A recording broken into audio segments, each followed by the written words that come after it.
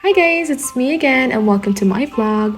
For today's video, ibabahagi ko sa inyo kung paano ba mag-visa dito sa Da Nang, Vietnam. I-share ko po sa inyo yung link ng agency na pinuntahan ko na kung saan pinasas nila ang visa ko. Before that, kailangan nyo munang gawin ang mga ito. Una, suriin ang mga kinakailangang dokumento. Bago magplano ng visa siguraduhin suriin ang mga kinakailangang dokumento para sa iyong nasyonalidad at ang uri ng visa na kailangan mo.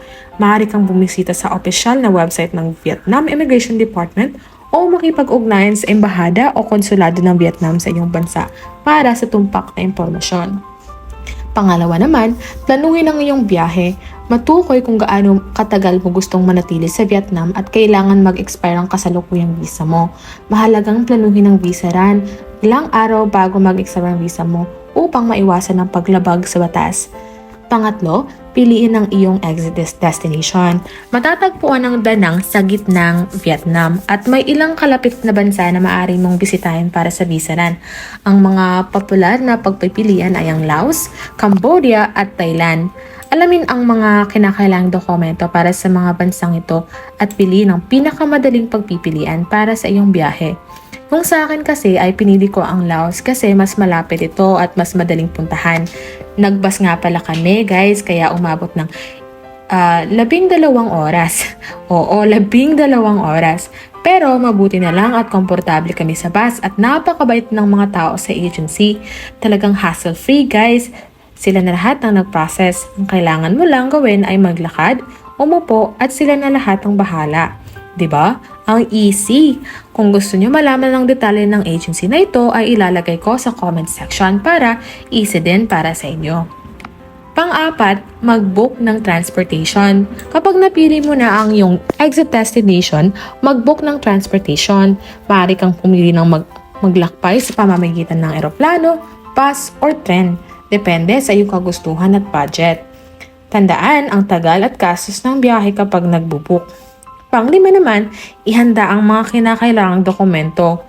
Mangalap ng lahat ng mga kinakailangang dokumento para sa visa Karaniwang kasama dito ang iyong pasaporte, application form para sa visa, mga litrato ng passport size at iba pang mga dokumento na kailangan ng embahada o konsulado ng bansang pupuntahan mo.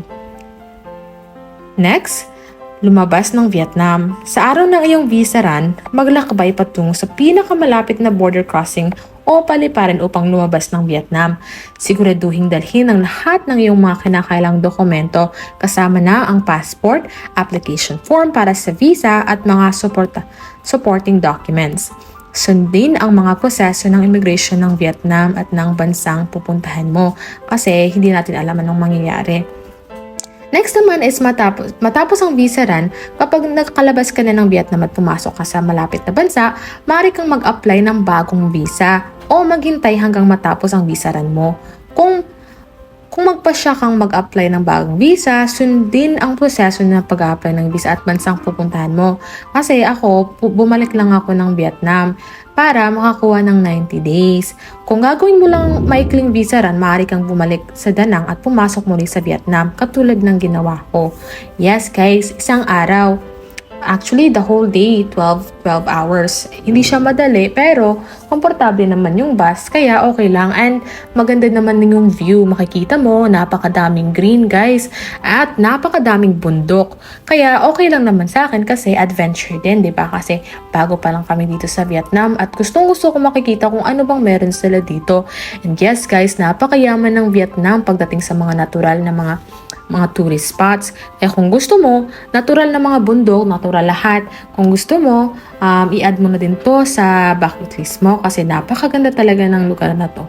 Yes. Next naman, bumalik sa Vietnam.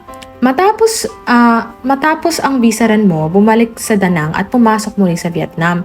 Siguraduhin sundin ang mga proseso ng immigration at ipakita ang lahat ng mga kinakailangang dokumento kasama na ang bagong visa kung kailangan. Tandaan na suriin ang pinakabagong regulasyon at mga kinakailangan sa visa bago magplano ng visa dahil maaaring magbago ito sa paglipas ng panahon.